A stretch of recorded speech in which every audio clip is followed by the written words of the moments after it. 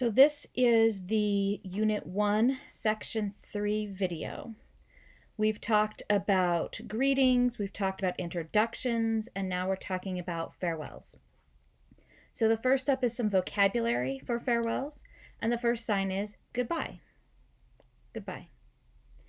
The next sign is see. To see, it's my touching on my cheek.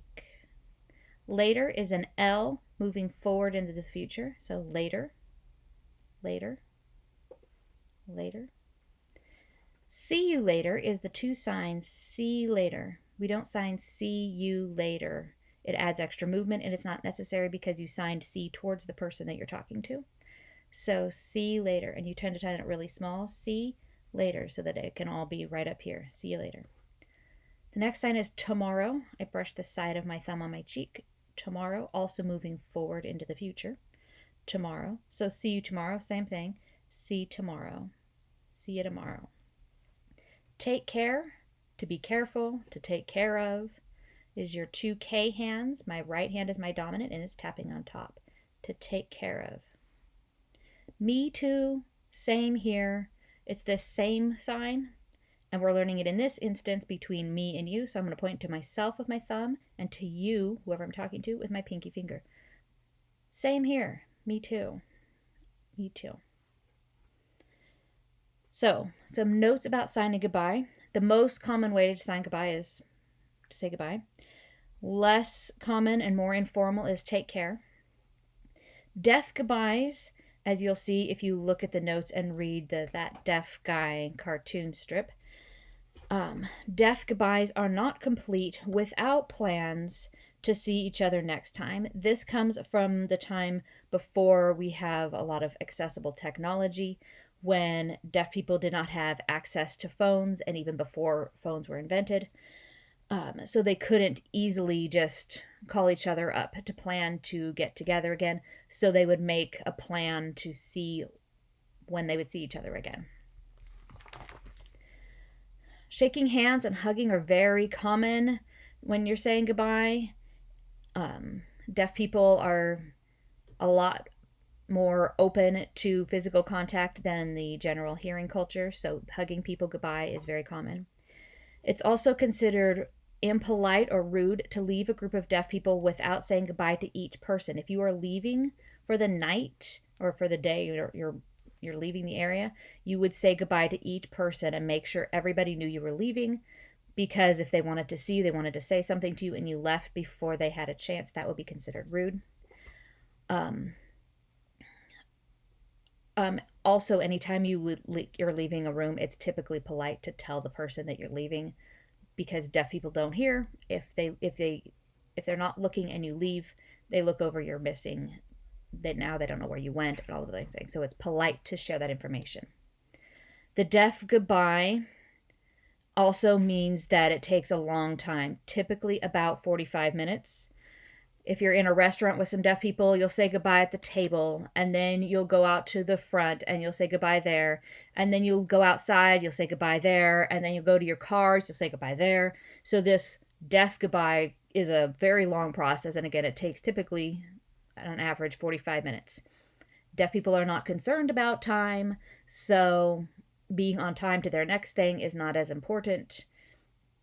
It's more important to connect with the people that you're with at that time.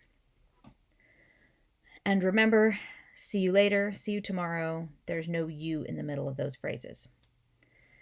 I'm going to sign the dialogue now.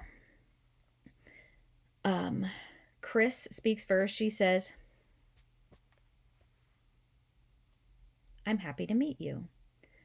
Mark says, me too, I'll see you tomorrow. Chris says, yes, tomorrow morning. Take care. And Mark says, goodbye.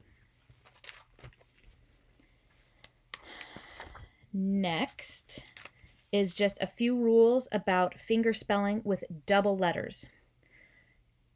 Again, if this feels confusing to you, don't get hung up on this. It's not like a hard and fast rule that if you don't follow it, the world's going to end. It is best. It is technically correct. But if you don't do it, it's not a big deal. Just like saying isn't or ain't. Ain't isn't proper English, but we say it, it's understandable, it's acceptable. The same thing for these double letter rules. So there's 3 types. Type 1, some beginning and middle letters.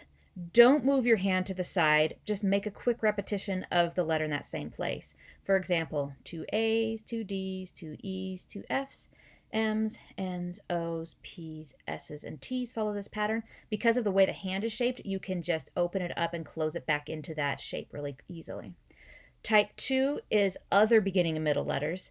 These ones require a double movement or a tap, moving it to the side a little bit or a bounce on top of it, because these letters they don't have movement inherent in them. They can't open and close back to that letter very easily. So we have B, C, G, K, L.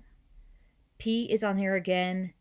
P typically is tapped or moved. I don't see it tapped. I don't see it opened and closed as much. R, U, and X. And all ending letters, no matter what they are, they move slightly to the right. So if there's 2 letters at the end, they would move a little bit to the side. So Emily, if it has 2 E's at the end. And there's some examples to practice in your book if you'd like to. The rule for 5-letter names is the same as the rules for 3 and 4. You don't need to break them up into syllables. You just sign them all in the same space. For example, Layla, just spelled all the letters one right after the other right here. And that is the entire lesson for section 3.